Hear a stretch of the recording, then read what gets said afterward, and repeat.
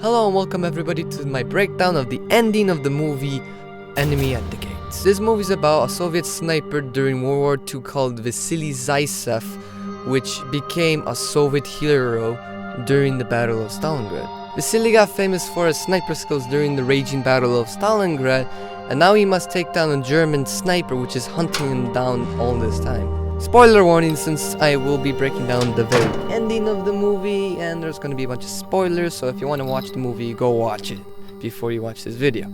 And I just hope you enjoyed the video, and yeah.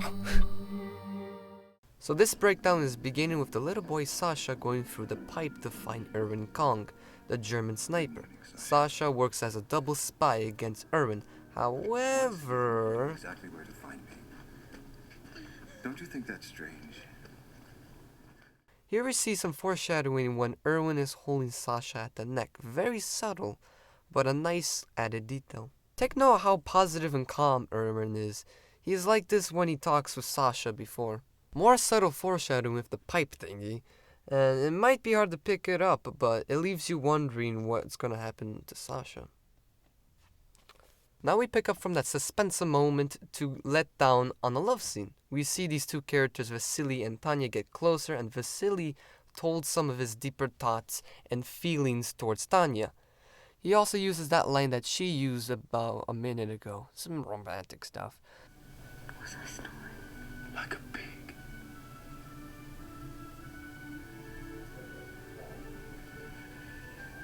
Kids, close your eyes. Well, damn. Tanya completely breaks down while Vasily's trying to understand what happened. He then spits out the truth.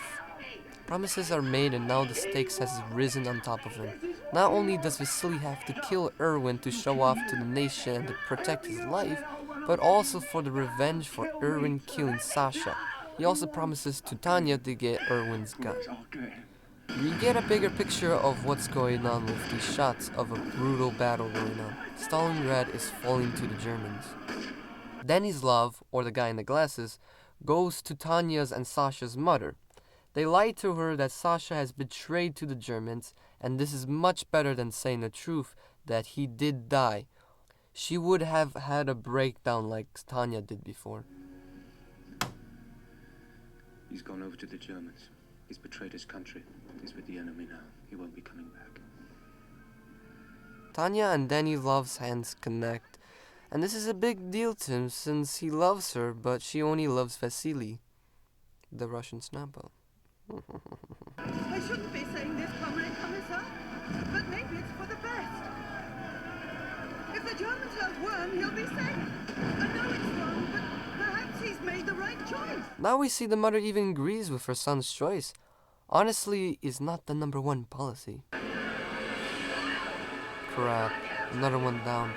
That's not gonna sit well with Vasily or Denislav. I just have to say, these set pieces with so many people in it is fantastic. It sets the mood. Everything is building up to the climax. There's still hope for her, a good chance, but you don't know for sure. This is a little sad, but we see that the mother is not the only person posting up notes as people bustle around her, trying to escape Stalingrad.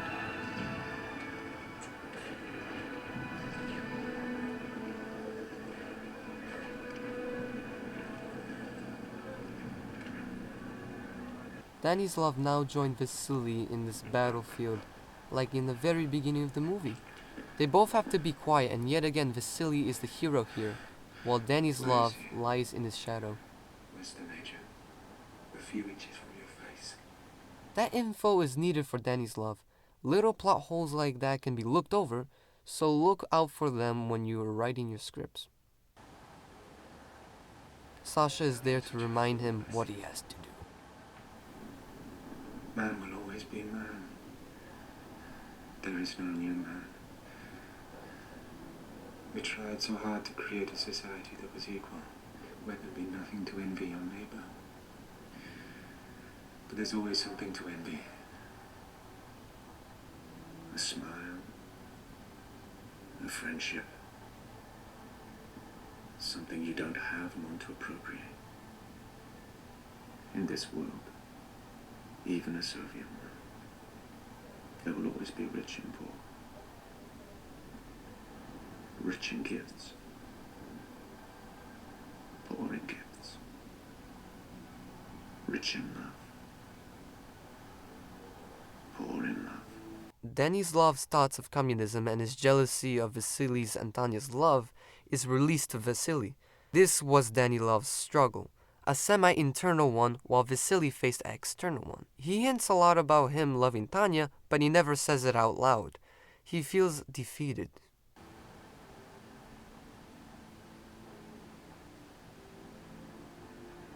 Tanya isn't coming back.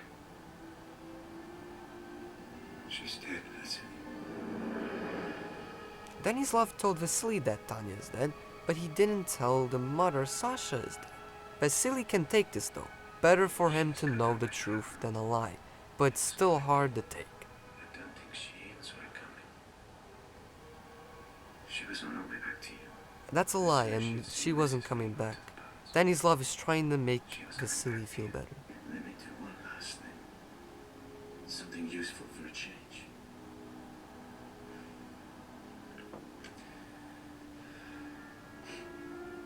Let me show you where the Major is. No, don't do that. Don't do that!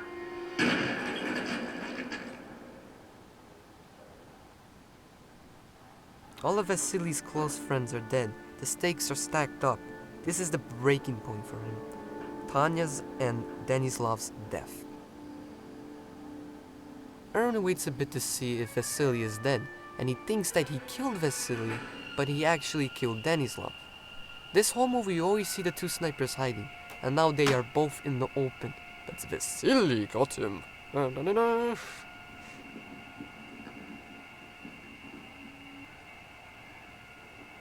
Erwin knows he is defeated, and he's thinking, nope, nothing he can do, and he accepts he is defeated.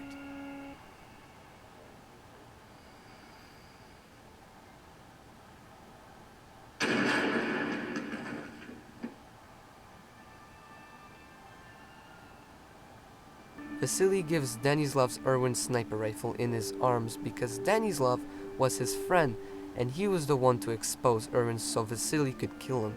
It's a very honorable but tragic moment.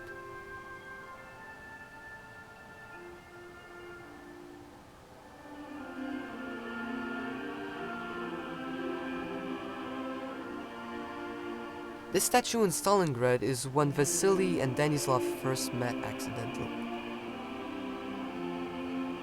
Ah, Katusha, a very popular song during the war. The Russians have won the Battle of Stalingrad, a major turning point in World War II. Oh, Tanya's alive! She wakes up to the cheering of victory. Oh, who is this? Yes, this is our address, but We don't have her anymore. This is the address of I'm this so place that sorry, she's but- obviously been. Vasily! There's so many patients here, but none of them are screaming out in pain like you would see in other war films, where it's just dark and depressing. This is kinda a lighter mood because Vasily finally found Tanya.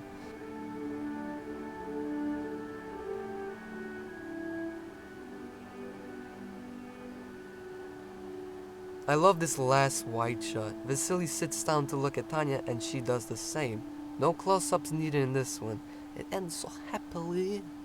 I hope you enjoyed my breakdown of the ending of Enemy at the Gates, and I really like this movie.